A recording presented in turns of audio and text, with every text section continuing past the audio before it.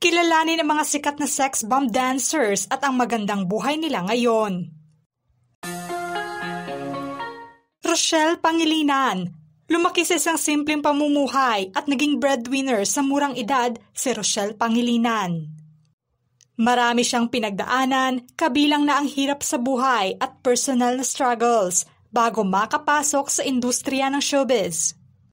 Sumali siya sa sex bomb dancers noong late 1990s matapos mapansin ang husay niya sa pagsayaw sa auditions ng Itbulaga. Mabilis na sumikat ang sex bomb dancers at si Rochelle ang naging founder-leader at pinaka-nangungunang miyembro. Siya ang nagtulak ng identity ng grupo na may malinis, sabay-sabay at energized na choreography. Dahil sa kanyang dedikasyon, siya ang kinikilalang head captain ng sex bomb. Ang sex bomb ay umabot na sa rurok ng kasikatan nila noong early 2000. At si Rochelle ang naging mukha ng grupo. Ang Sex Bomb Girls ay naging all-female powerhouse group dahil nasa album tours, nationwide shows, endorsements at TV appearances nila. Siya naman ay laging nasa gitna bilang dancer, choreographer at minsan ay spokesperson. Pagkatapos ng peak ng Sex Bomb, nag-focus siya sa personal at career development. Tulad ng paglabas niya sa iba't ibang TV dramas, pinuri sa acting projects dahil nasa husay at seriousness niya sa kanyang karera. Bilang performer, nagpatuloy siya sa hosting, dancing at guest appearances. Napanatili naman ang respeto niya bilang isa sa pinaka-iconic na dancers sa Pilipinas. Naging maganda naman ang kanyang buhay pag-ibig at pamilya. Ikinasal naman siya sa aktor na si Arthur Solinap at naging isang ina na rin. Wala pa ring kupas ang linis at galing ng galaw niya sa kanilang 2025 Sex Bomb concert. Jopay Pagya. Isa si Jopay sa mga original at senior members ng Sex Bomb Girls nung nagsimula ang grupo. Simula pa noong 2000, naging aktibo siya bilang dancer, performer at minsan ring artista kasama na ang Sex Bomb sa TV shows at performances. Isang kilalang anecdote para sa kanya ay nagkaroon siya ng hit OPM song na pinamagatang Jopay na isinulat ng bandang Mayonnaise noong 2003 bilang tribute o muse para kay Jopay. Nakapagdulot siya ng kilala at marka sa showbiz, kaya naging icon siya ng Sex Bomb era. Bahagi siya ng boom ng girl dance group sa Pilipinas noong panahong iyon. Pero noong 2007 ay nag-break siya muna sa showbiz at sa Sex Bomb dahil nasa sobrang hectic ng schedule at pagod niya. Sinabi niya noon na gusto lamang niyang magpahinga muna at maglaylo muna. Nung ilang taon ay huminto si Jopay sa pagiging aktibo at nag-focus sa kanyang negosyo at personal na buhay. Nakarelasyon naman niya noon ang dancer na si Joshua Zamora, ang dating maneuvers dancer. Ikinasal naman sila noong June 2014. Bilang isang ina at asawa, mas binigyan niya ng panahon ang kanyang pamilya, kaya hindi siya palaging aktibo sa showbiz. Noong March 2023, muling nagkaroon ng pinagtagpo si Jopay kasama ang bandang Mayonnaise. Ito ay naging mahalagang reunion moment para sa kanya. Gayon din ang pag-perform niya sa kantang Jopay sa 2025 concert nila. Easy Trazona. Naging bahagi naman siya ng grupo bilang dancer noong unang panahon ng Itbulaga. At napabilang sa Chicken Sandwich Dancers na siyang naging pundasyon ng Sex Bomb. Nang maging formal ang pagbuo ng Sex Bomb Girls, isa siya sa mga miyembro ng grupo. Bagamat maraming miyembro ang naghiwalay at nag-focus na sa ibang buhay at career, naging parte pa rin si Easy ng mga reunion ng Sex Bomb Girls noong mga sumunod na taon. May asawa na rin siya at anak na lalaking si Andre Trazona na naging kilala bilang drag queen under the stage name Sofia. Noong 2021 at 2022, nag-viral ang mag-ina dahil nasa kanilang dance covers sa TikTok na muling nagpabalik ng pansin sa kanila at nagpaalala sa mga tao sa Sex Bomb era. Sa ngayon, tila komplikado ang relasyon nilang mag-ina.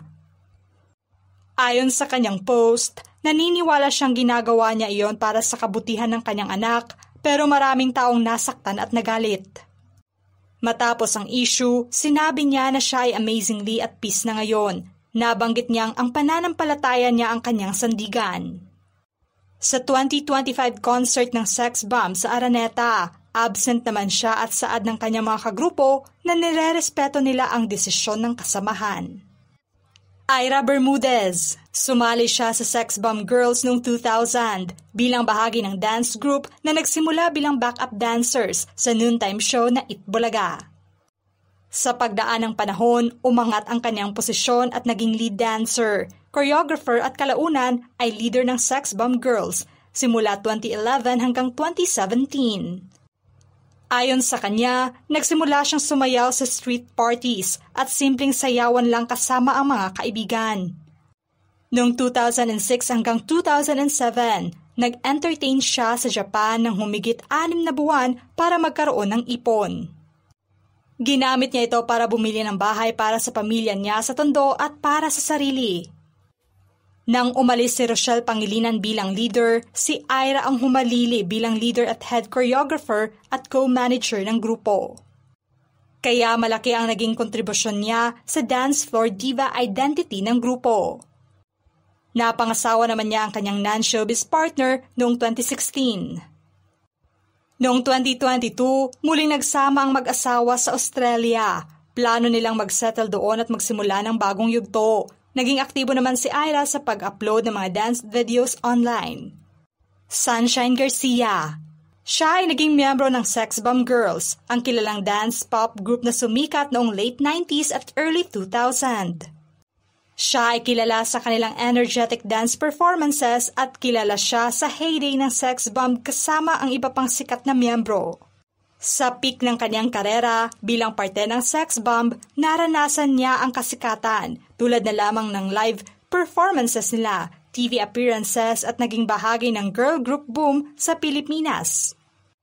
Nag-try rin siya sumali sa mga TV shows at umarte lalo na sa drama anthology series ng grupo sa bandang 2009.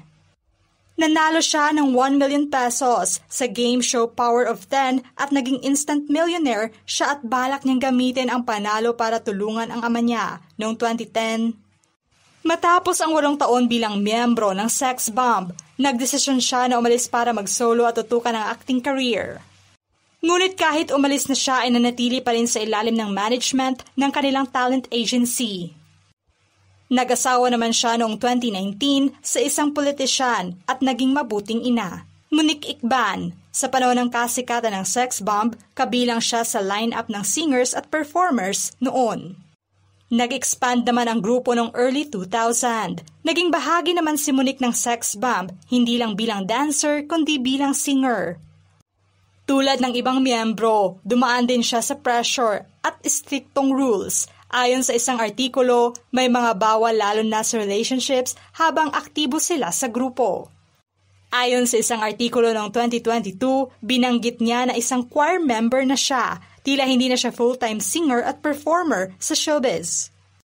May mga ulat din na naging radio DJ siya at ngayon ay businesswoman, event host at dance fitness coach at influencer. Yvette Pabalan, kabilang si Yvette sa mga OG Sex Bomb dancers. Sa pagiging aktibo niya noon sa grupo, dumating ang panahon na nag-leave muna siya dahil nasa desisyong mag-settle down ng mga panahong iyon dahil na rin sa kanyang pagbubuntis. Sa kabila pa man ang pag-focus niya sa personal na buhay ay hindi pa rin niya nakalimutan ang pagmamahal niya sa pagsayaw. Kung saan kabilang nga siya sa 2025 concert ng kanilang grupo. Weng Ibarra, isa rin sa mga OG members ng Sex Bomb, si Weng. Sa peak ng kanilang karera noon, pansamantalang umalis siya sa grupo dahil nasa pagbubuntis niya at pagpapakasal na rin. Nang hinayang pa ang manager nila noon, ngunit nirespeto niya rin ang desisyon nito. Present din siya sa Sex Bomb concert ngayong taon. Naging pribado naman si Weng tungkol na sa kanyang personal na buhay. Sugar Mercado, isa sa kilalang energetic member ng Sex Bomb, si Sugar. Naging roller coaster din ang kanyang journey sa showbiz. Matapos ang kanyang pagiging aktibo sa Sex Bomb, ay napunta naman siya bilang co-host ni Kuya Will sa Will Time Big Time noong 2011 hanggang 2012 sa TV5. At Wawa Win sa GMA7 at ngayon ay isang beauty queen na rin.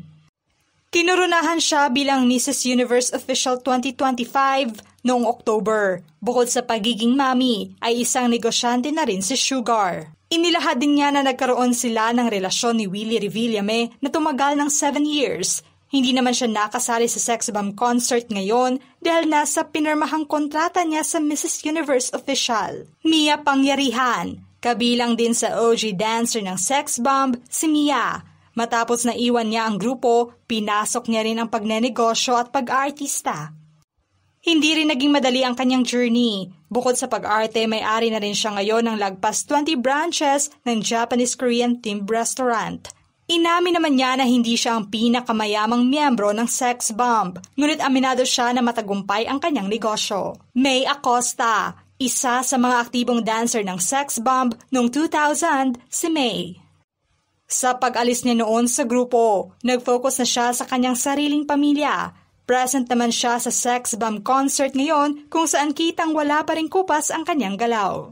Jolan Veluz, naging aktibong miyembro naman ng sex bomb si Jolan noong 2002 hanggang 2013.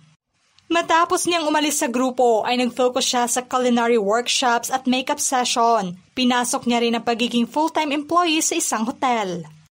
Naging laman din ang usapan noon ang pag-confront ni Jolan sa ex-boyfriend na si E.A. de Guzman sa airport ng NAIA dahil nasa balitang pakikipag-fling umano ng aktor noon sa dancer na si Mila Gring. Hindi man siya kasamang nag-perform sa stage ng concert ng grupo ngayon ay proud naman siyang nanood sa mga kasamahan.